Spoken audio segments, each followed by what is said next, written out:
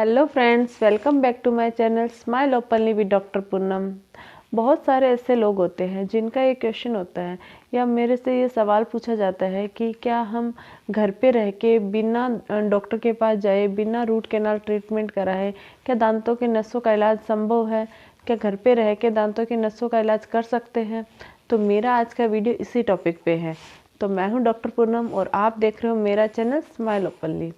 Generally क्या होता है कि दांतों की नसों का इलाज क्यों करना चाहिए, कब करते हैं?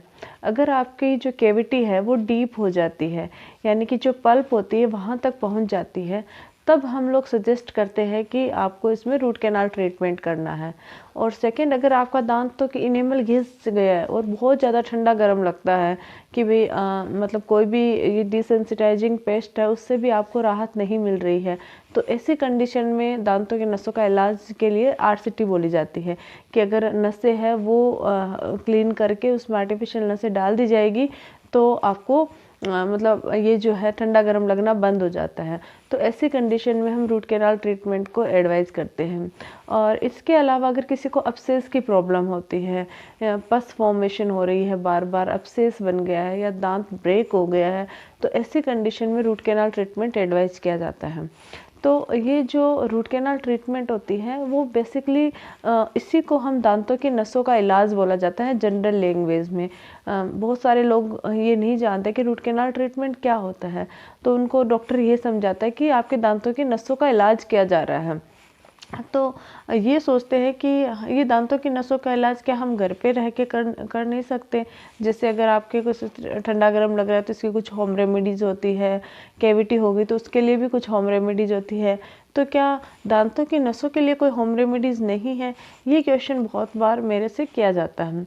तो ऐसा कुछ भी नहीं है, दांतों की नसों के लिए कोई होम रेमेडीज़ नहीं है।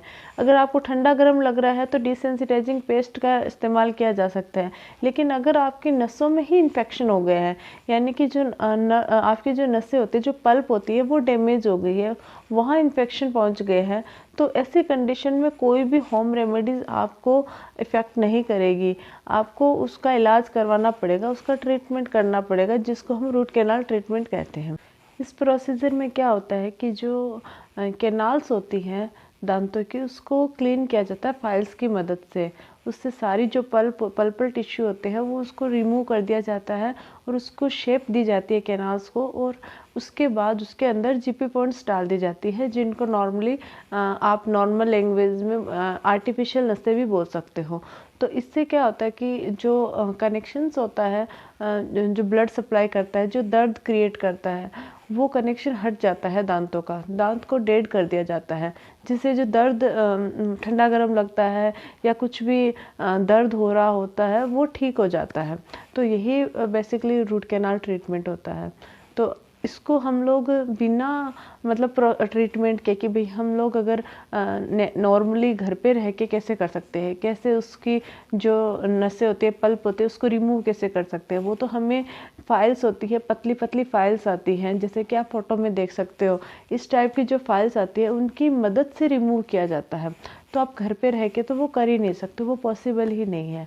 तो जो दांतों के नसों का इलाज है उसके लिए आपको डेंटिस्ट के पास जाना पड़ेगा और वहीं जाके आपको इसका ट्रीटमेंट करवाना पड़ेगा। तो यही है आज का वीडियो। अगर आप लोगों को मेरा ये वीडियो अच्छा लगे तो प्लीज़ लाइक शेयर और सब्सक्राइब ज़रूर कीजिएगा। बेल आइकन को प्रेस करना मत भूलिए ताकि आपको मेरे न्यू वीडियोस की नोटिफिकेशंस मिलती रहे। कोई भी क्वेरी हो दांतों की नसों से रिलेटेड, आरसीटी से रिलेटेड, तो आप मुझे कमेंट बॉक्स में कमेंट करके पूछ सकते हो। Thank you.